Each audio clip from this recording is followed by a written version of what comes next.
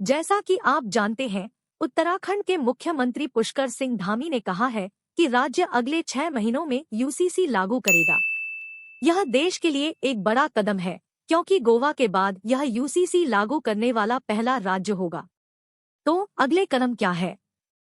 सबसे पहले सरकार को यूसीसी के मसौदे को अंतिम रूप देना होगा। यह वर्तमान में सरकार द्वारा गठित एक समिति द्वारा किया जा रहा है। समिति धार्मिक नेताओं, वकीलों और महिला समूहों सहित सभी हितधारकों के साथ परामर्श कर रही है। एक बार मसौदे को अंतिम रूप देने के बाद इसे राज्य विधानसभा द्वारा अनुमोदित करने की आवश्यकता होगी।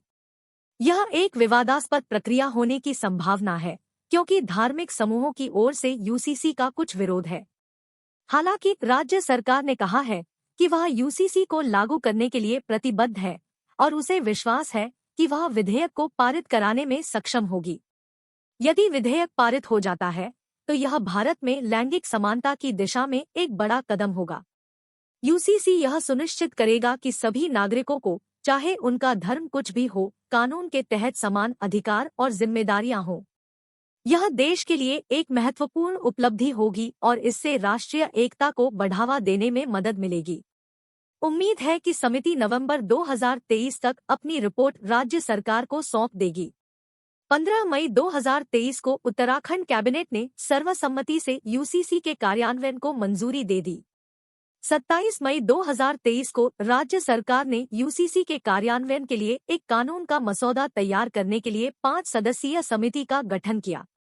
यूसीसी एक प्रस्तावित कानून है जो भारत में व्यक्तिगत कानूनों को एकीकृत करेगा।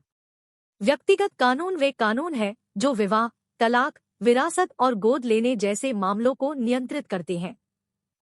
वर्तमान में भारत में विभिन्न धार्मिक समुदायों के लिए अलग अलग व्यक्तिगत कानून हैं।